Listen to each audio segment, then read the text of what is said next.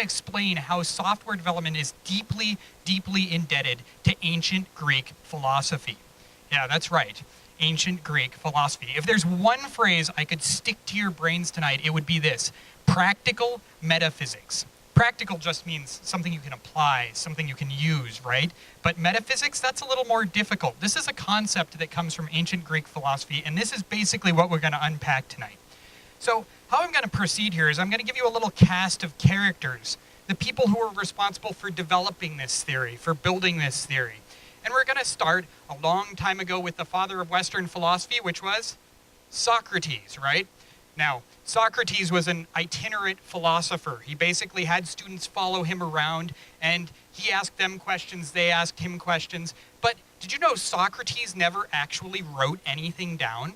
Everything, almost everything we know about Socrates comes to us from Plato, one of his most famous students.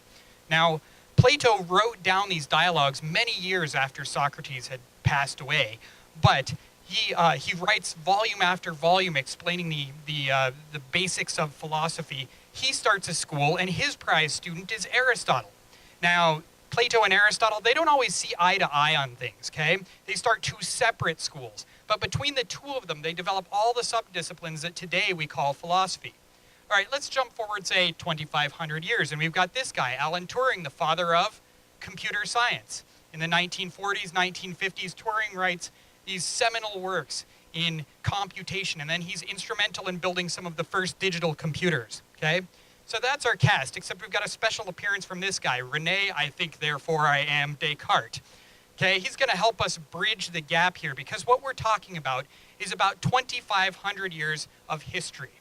Now, we have, on one hand, this old, crusty, dusty, old, ancient philosophy stuff, and on the other, we've got this shiny, new computer science stuff.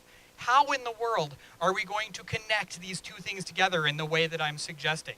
Well, here's what we're going to do. We're going to go backwards. We're going to start today. I want you to think about a computer. I want you to think about computer programmers, and I want you to, kind of just imagine in your mind, what are the images these things conjure up? Is it like Jack Bauer typing a couple keystrokes in his terminal and suddenly pulling up all the deep, dark secrets of every person on the planet? Is it data centers full of floor-to-ceiling CPUs? Is it some kind of geeky, nerdy guy sitting there at a command line and typing? Here's a great image for you, okay? The symbols are coming down, right? But somehow you've got this mesh of the symbolic, but also the corporeal, reality beyond it, right? Or reality inside it. But wait a minute. That was the bad guy in that movie, right?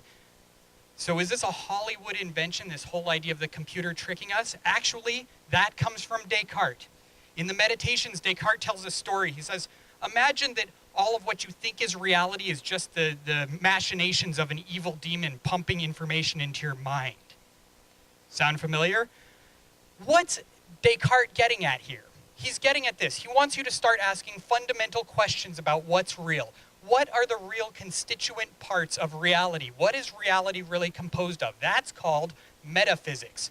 And as soon as you say metaphysics, you're back to these two guys, Plato and Aristotle. Aristotle actually coins the term metaphysics after he writes the book The Physics and realizes that he still didn't quite get to the essence of what reality is. So he goes back a step and starts over. Plato tells some great stories about it, though. Imagine that your entire life you spent chained to a wall in a dark cave.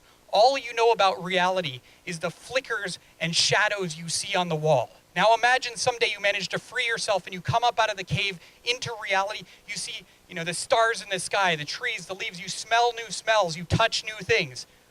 What's going on? Your universe just exploded. Because what's happened is you've encountered a broader reality than you knew was there before. That's what metaphysics is. Mathematics, is mathematics real? Logic, is it real? In what sense are these things real? Now, we're back to computer programming again, right? Because when we start talking about mathematics, that's what computer programmers do, right? They write long, long equations that make things happen, right? Well, not exactly. Computer programmers are actually building worlds. They're taking the ideas of these ancient Greek philosophers and they're using them to construct little microcosms in which they build their own physics, a physics meaning only that things interact in a specific, semi-predictable way, right? 2,500 years ago, the Greeks came up with this thing that seems so abstract. There was no application for it, right? Now, 2,500 years later, for the first time, we're taking these things and we're turning them into real life. We are now, for the first time, practical metaphysicians.